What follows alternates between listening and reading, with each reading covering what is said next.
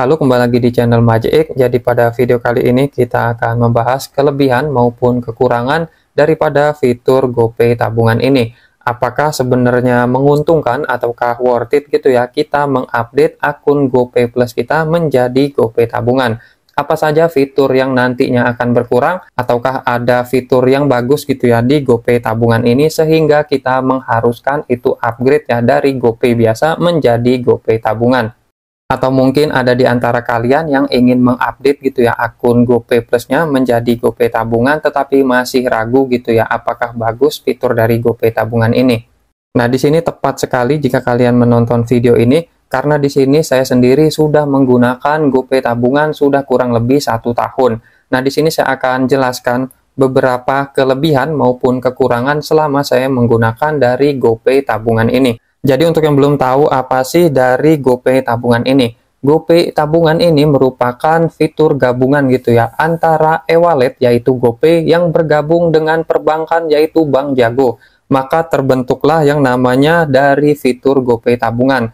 Karena mereka ini satu perusahaan gitu ya di bawah induk yang sama. Jadi GoPay tabungan maupun dari Bank Jago ini kan berada di bawah GoTo gitu ya. Banyak sekali kelebihan jika kita mengupdate akun GoPay biasa kita, GoPay e-wallet gitu ya, menjadi GoPay tabungan. Yang pertama itu adalah kita bisa mendapatkan nomor rekening bank tanpa harus membuka rekening bank. Nah, jadi itu maksudnya gimana? Jadi GoPay tabungan ini menggunakan data kita dari di saat kita mendaftar GoPay e-wallet gitu ya, atau GoPay biasa. Dan jika kita ingin memiliki rekening bank, kita cukup upgrade saja akun GoPay biasa kita menjadi GoPay tabungan. Nanti maka akan otomatis kita akan mendapatkan nomor rekening bank dari Bank Jago. Tanpa harus kita datang ke kantor cabang ataupun membuka rekening bank yang lumayan ribet. Jadi memang GoPay tabungan ini ditujukan untuk kita yang belum memiliki rekening bank ataupun yang ingin memiliki rekening bank tanpa harus bersusah payah. Karena banyak sekali orang yang ingin buka rekening bank itu terkendala misalnya untuk mengisi data dan lain hal sebagainya. Lalu untuk kelebihan berikutnya, jadi jika kalian sering gitu ya menggunakan dari saldo GoPay, selama ini kan saldo GoPay kalian itu tidak pernah mendapatkan bunga. Nah, di sini jika kalian sudah mengupdate akun GoPay kalian menjadi GoPay tabungan, kita bisa mendapatkan bunga yang mana bunganya itu akan cair tiap bulan. Jadi bunganya sendiri ini sebesar 2,5%. Lumayan daripada saldo GoPay kalian yang selama ini kalian pakai itu tidak pernah mendapatkan bunga sama sekali. Tetapi di GoPay tabungan ini kita bisa mendapatkan bunga. Nah, jika di sini ya kita simulasi untuk misalnya saldo kita itu di 10 juta dan saldo rata-ratanya di 10 juta selama 3 bulan, maka kita akan mendapatkan bunga sebesar di Rp63.000. Jika di 12 bulan, maka kita akan mendapatkan bunga di sekitar Rp254.000. Lalu untuk kelebihan berikutnya, jadi setelah kalian upgrade dari GoPay biasa atau GoPay Plus menjadi GoPay tabungan, itu fitur-fitur dari GoPay biasa itu tetap bisa kita gunakan pada aplikasi GoPay tabungan.